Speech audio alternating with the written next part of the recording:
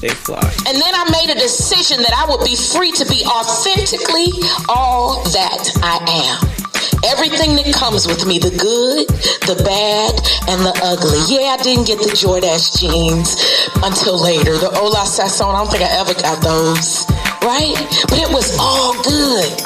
It was all good. I made a decision that I would walk in transparency. Stay fly. We barely had a TV because Daddy didn't believe in that. We read a book about Jesus or about Black history. And then we would put on plays for our parents. Stay fly, stay fly. You're listening to The Fly Guy Show. They do everything on the fly and in such a fly manner. Stay fly, stay fly, stay fly, stay fly. All that party. The views expressed on the Fly Guy podcast by the guests of the Fly Guy podcast are only the views of the guests, unless we say we agree, unless explicitly stated. Hey, this is Ernie Thomas here on the Bold School Podcast. You're listening to Psycho Vonner's Fly Guy Podcast. Support, like, subscribe, and share. He's saying some good things. Share it. Don't keep it to yourself. Our next author, Jondahlyn Holston, has one of my Delta sisters. All right, I had to pop that. Come on up here, girl. You just wanted me to say your name 15 times before you came up, right? All right, get that ooh again. All right. Oh, there's a couple of us in here? All right. Well, a couple of y'all. All right, ladies and gentlemen, Miss Holston. Right. Good evening, everyone. I do have a question for everybody. And I'm like you, doctor, without my 4-inch heels, I'm the height of an 8-year-old, but it's all good. So I have a question for everybody. My question is this.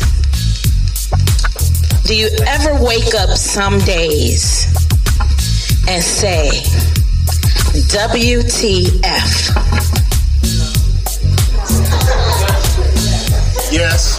Don't tell my pastor I said that. I'm a licensed minister and ordained elder. So, I'm not talking about the WTF that you suppose, okay? But I'm talking about the WTF that says you are working towards failing forward, holding on to your faith, and walking in total freedom. WTF. Working towards failing forward, holding on to your faith, and walking in total and complete freedom. I want you to walk with me down memory lane, a little history. So I'm actually a product of Virginia Beach school system. Some people don't know that because I graduated in Bad News, Virginia. So very much like the doctor over here, my parents who are wonderful. I went to Bayside High School. Anybody any Marlins in the house? No Marlins in the house. Anybody know? Thank you. Represent one time. So, Bayside High School, 9th, 10th, 11th grade. I was president of the SCA. Thought I had it going on, right? And I want you to just walk with me during my era. Some of the memories and history that I remember. So, some of the clothes that we wore, like Jordache jeans. Anybody know about Jordache jeans? Some of the younger folks might be like, what is that? I think they sell them in Walmart now. Back then, they were like the hottest thing ever. Well, I was always like third generation. I could never get them when they first came out. My parents would they would be bequeathed to me from a cousin or something. Yeah. So Jordache jeans, Ola Sasson jeans. Some of y'all remember. Anybody remember the Kango hat? No. Oh yeah. Kangos, Parasuco jeans. I know. Yeah, that's what's up. Some of the young people, you might not. You can relate. It's just different labels now. Yeah. Right? And some of the labels are the same. I remember the members only jackets. Those are back out now, right? Yeah. I remember Lee jeans, Levi jeans. I remember gold chain chains. We had the herringbones, the snake chain. Yeah, you remember that? Right? Tommy Hilfiger. Everybody wanted some Tommy Hilfiger. My daddy didn't let us wear it, but go look up your history. You'll understand why. He was president of NAACP chapter years ago. Coogi sweaters. Coogi. We had, let me see, ice cream label. My corner is over here. They must come from my era. Fubu, Carl Kanai. Somebody can relate. Cross colors, crisscross to make you jump. Yeah, okay. I still got it a little bit. All right, what about the gazelle glasses? Yep. Y'all remember those? You wear them with your shell-toe Adidas and your Kango. Yeah, that's what's up. Varsity jackets, those are still around. I remember some of the styles. I wanted so bad to have me an asymmetrical haircut like Salt and Pepper. Y'all know Salt and Pepper, and the asymmetrical haircut is back out, right? I remember the high top fades, the Gumby hairstyles. Stay with me. Rat tails. Y'all know what that is? I remember the boom boxes, the nameplate necklaces. Yeah, I'm taking some people way back, right? I'm dating myself. I remember different shoes that were popular. So Vans, I see them everywhere now.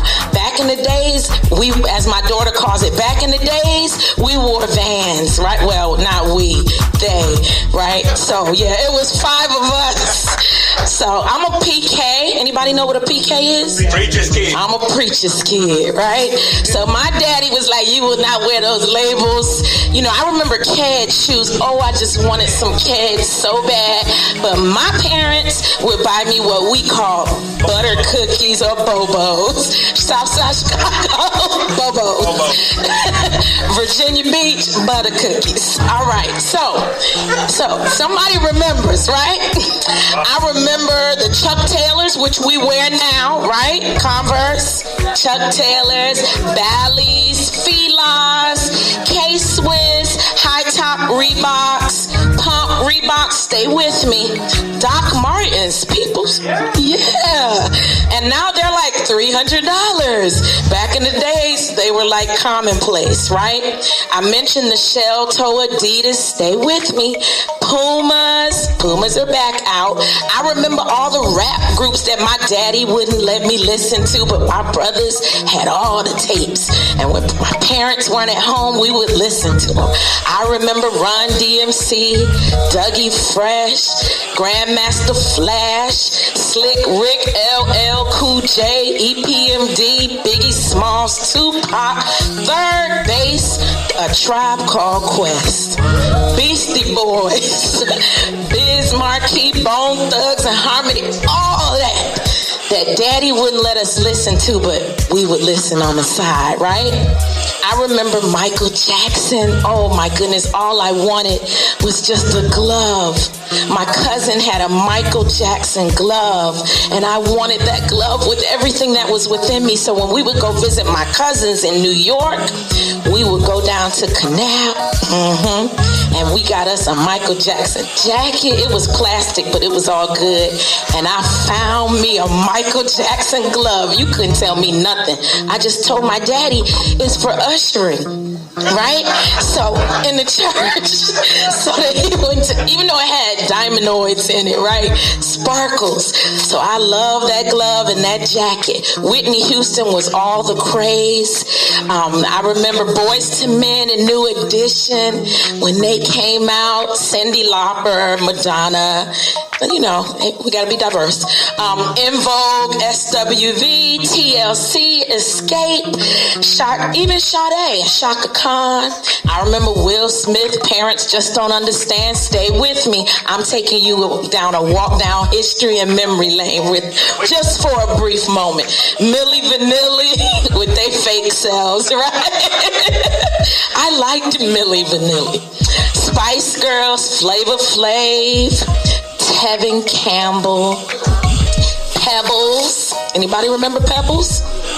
Even Boy George. I remember when MTV came out, we didn't have cable.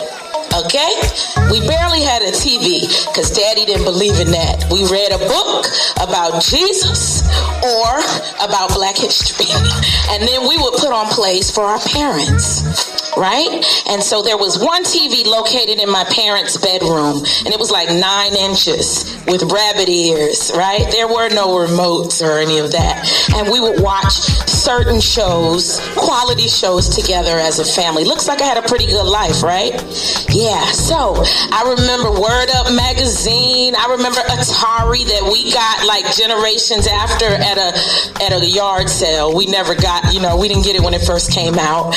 I remember the joysticks. We used word processors. Well, we wrote, and then we got a word processor. We didn't have a computer. I remember Pac-Man, Donkey Kong, my first Easy Bake Oven, Cabbage Patch Kids. Anyway, the list goes on and on. G.I. Joe, Transformers, Power Rangers. I remember the Rubik's Cube when it came out. Pagers. Does anybody know what a pager is?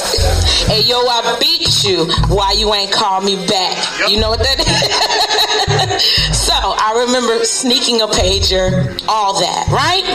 I remember the home phone where we had times where we could talk on the phone, and the phone was located in the kitchen, and it had a cord. I have to describe it because some people don't have a clue if you're under a certain age. So that cord, my parents you had certain times, and when your time was up, my father would get on the phone from his bedroom and say, God bless you, your time is up. So I would just be like, don't even call me because my daddy gonna give you a sermon, right? So we didn't have a dishwasher. These were the dishwasher, okay? And I remember all these things. I remember how we would watch The Facts of Life, The Brady Bunch. We would watch The Jeffersons, which my daddy didn't like because he said, if these are the only shows, Good Times, even though that was literally where we grew up as a family, but it was where my family lived. But Daddy said, if those are the only type of shows that depict how African Americans were, you don't need to watch it. So, but I do remember when we go over our cousin's house, we would watch it, right? So, all of that, What's Happening, Living Single, Looney Tunes, Flintstones, Bruce Lee karate movies on Saturday morning, Scooby-Doo, Tom and Jerry, all that. But here's the thing. All these things that I wished for and longed for as a child, and my parents had certain standards and rules and wouldn't let me participate in, I thought my life was over. Although in school I did very well academically, like I said, I served as president of the SCA, 9th, 10th, 11th grade, and then I felt like the bottom dropped out. And you've heard a repeated theme through the evening. My parents decided to move we had already moved from the Midwest, then we moved to Virginia Beach. Then my senior year, my brother, my wonderful parents decided to move us from Virginia Beach, Witch Duck Landing. Anybody know where that is? Yeah, off of Witch Duck Road. And we moved to Bad News, Virginia, Newport News, Denby. So, yeah, right? There's some sickness. They told me, you're not really from Newport News. You live in Denby. But back then, it's all the same now. But my senior year, the year where I was supposed to hold the record of being president all 4 years, I was popular. I was in every, seemed like, organization there was. I was headed to college. I was ready to take life by the horn and get out of my parents' house so I didn't have to be under the rule of a pastor. And then I felt like the bottom dropped out. I moved to Virginia Beach. I moved to Newport News from Virginia Beach. And I had to almost redefine myself. No one knew me. No one was like, what's up, Jondahlyn in the hall? No one was talking about all of my great accomplishments. No one paid me any attention. And I had to redefine myself. my senior year. And I'm here to tell you, my grades began to drop because my father decided to start a new church over in Newport News. My mother started working for the government. My father used to teach. He was a professor. He did all types of things. He's a pastor. He served with NAACP. We were all over the place, right? And my mother decided she was working for the government over at Fort Eustis. And they were just very busy with new ministry, new jobs. And I felt like I had a connection somewhere. And during that time, I began to develop low self-esteem. It wasn't really popular all the time to be my complexion. I wasn't developed like the rest of my friends, that 8-year-old syndrome. I was shorter than most. I graduated from high school weighing 84 pounds, a whopping 84 pounds. Hair out to here, right? I cut my hair against my father's will. I got that asymmetric haircut. I paid for it later, but it was all worth it. I was cute, so I thought, salt and pepper's here. So I really thought the bottom had dropped out. I ended up getting it back together, but it took me some time, and I had developed so many insecurities during that season in my life that they were carried into my adulthood. I never addressed them. I never dealt with them, right? I just hid them. I'm a pastor's kid. I know how to play it off. I know how to, God is good all the time, and all the time God is good, right? I knew how to say all the sayings, the isms, the schisms, and all. I knew how to act. My parents taught me how to act regardless of what forum I was in. But when I would go and be alone at night, I didn't like to look in the mirror. I didn't want to deal with the reality of, I don't like me. I don't like what I look like. I don't like what I've become. I have some accomplishments, but I was struggling with me. I was struggling with all my failures. I was struggling with my faith. And I was struggling with the freedom to be who God had created me to be. You know, that WTF? I was struggling with all of that. Then, and I'll be quick, I entered into, after college, I did what I was supposed to do. You go to school, you get married, you get a career, you have children, you get a big house and a big car and all that. You go to all the social everything. I was doing all of that. I was even a member of Delta Sigma Theta Sorority Incorporated. So I was hanging with the sorors and all of that, right? I still felt unfulfilled. I still didn't like myself. Then I got in a marriage that didn't work out, my brother. It didn't work out. And when that didn't work out, I really, really thought, is this what life is all about? The God that they tell me all about, is this what it was really all about? I contemplated suicide so many times. Yeah, me.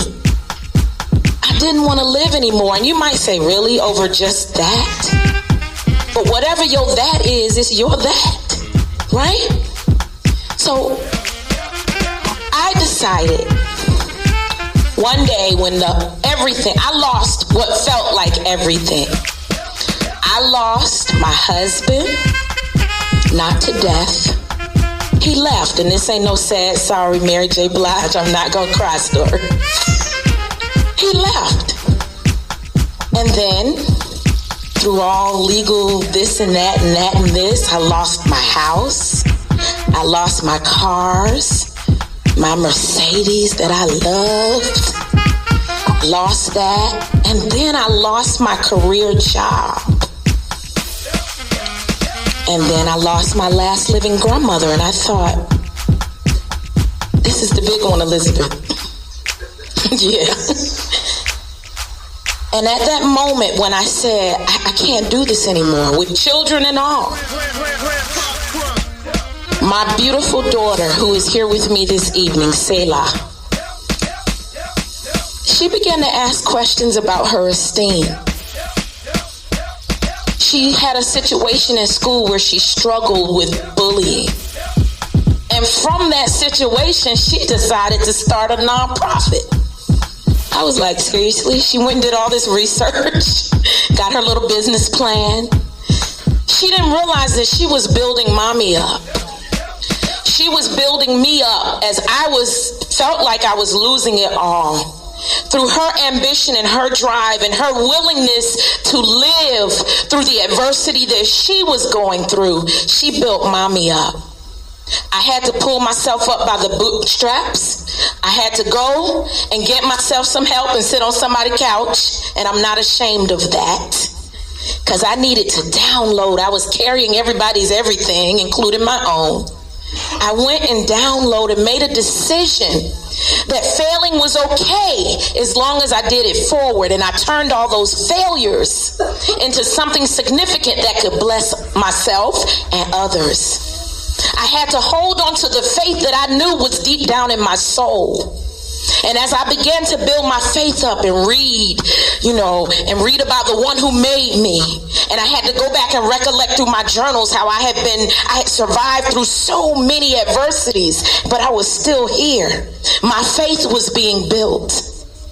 And then I made a decision that I would be free to be authentically all that I am. Everything that comes with me, the good, the bad, and the ugly. Yeah, I didn't get the Jordache jeans until later. The Ola Sasson, I don't think I ever got those, right? But it was all good. It was all good. I made a decision that I would walk in transparency. What you see is what you get. Now, you have to use wisdom with that. You don't tell all your business to everybody. You got to understand your audience. And through it, I too was able to take all my hundreds of journals, because I've always been a writer, my brother. I took all of that and I began to just compile it into my life story. And as I would write, I would cry, and literally sometimes the pages would be drenched with my tears, because it was literally a purging. But as I did it, I felt so much light. I felt like I was losing weight. So of course I had to keep writing. So as I wrote, a friend of mine reached out to me and said, hey, there's a movement called, and it was so awesome, Fearless Storytellers. She said, girl, the world needs your story. So I'm like, oh, another one of the, I've read so many books. Okay, yeah, the world needs my story. But she talked me through it, and she took my manuscript and added it to a group of women, a compilation of stories telling how we've been through trauma and tears, but have turned all of that into triumph by learning, not just sulking in sorrow over what we've been through, but taking it and turning it into triumph. So I say to you today, as the theme has been repeated all night, it's okay to have adversity, because if you are human, it's inevitable, right? But turn that adversity into strength by using it to benefit self and others. So when you wake up every day, yes, you need to say WTF, not as ye suppose, right? But WTF, because you are working, right? Say, you are working, right? What are you working towards? Failing forward. Failing forward, and what else? Holding on to your what? Faith. Holding on to your faith and walking what? Walking, I can't hear you. In total freedom. Walking in total freedom. So I say to you tonight, WTF. God bless you.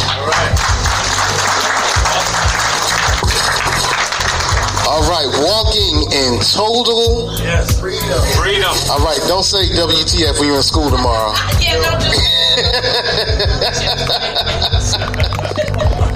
Don't do that. Don't do that. Stay fly, stay fly, stay fly. The views expressed on the Fly Guy podcast by the guests of the Fly Guy podcast are only the views of the guests, unless we say we agree, unless explicitly stated.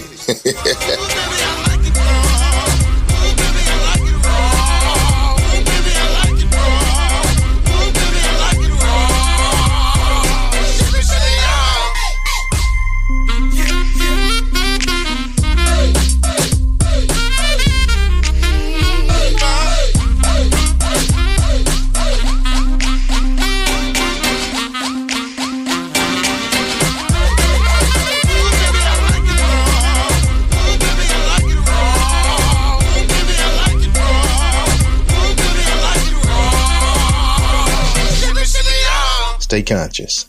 Stay fly. Stay fly. Stay fly. Stay fly. Stay fly. Stay fly. Stay fly. Stay fly. Stay fly.